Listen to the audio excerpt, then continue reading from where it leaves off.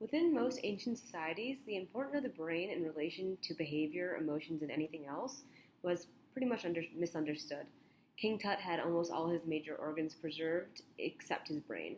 The Old and New Testament never mentioned the brain, and Aristotle believed that the brain's only purpose was temperature regulation for hot blood coming from the more important heart.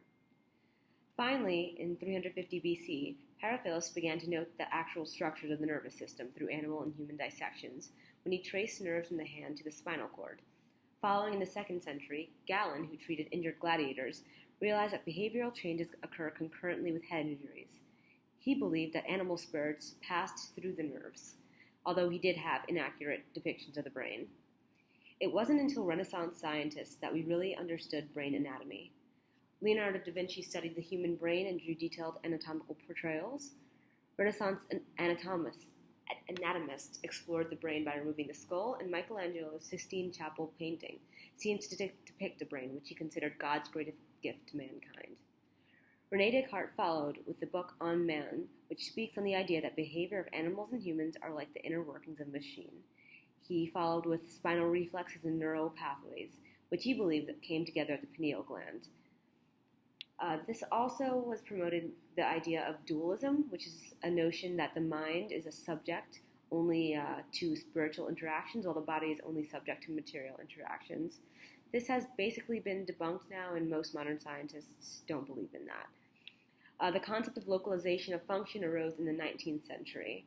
Thomas Willis, who was an English physician, gave detailed descriptions of the brain and brain disorders, and he believed that organs of the nervous system are what was coordinating and controlling behaviors.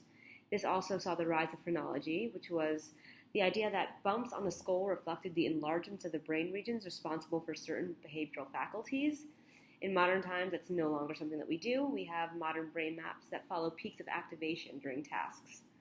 Paul Broca in 1860 discovered language ability that was localized in a restricted brain region. That region is on the frontal lobe on the left side.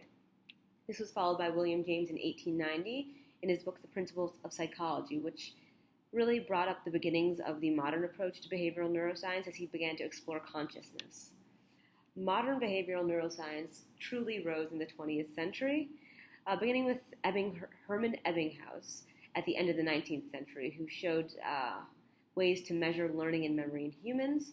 In 1898, Thorndike followed measuring learning and memory in animals. And at this time, we also saw the rise of Ivan Pavlov in classical conditioning, Shepard Franz with learning and memory through the removal of brain regions, and Donald O. Hebb, who followed cognitive behaviors through nerve networks. This also saw a real emphasis on consciousness, the state of awareness of one's own existence and experience, including emotions, intentions, thoughts, and sensations.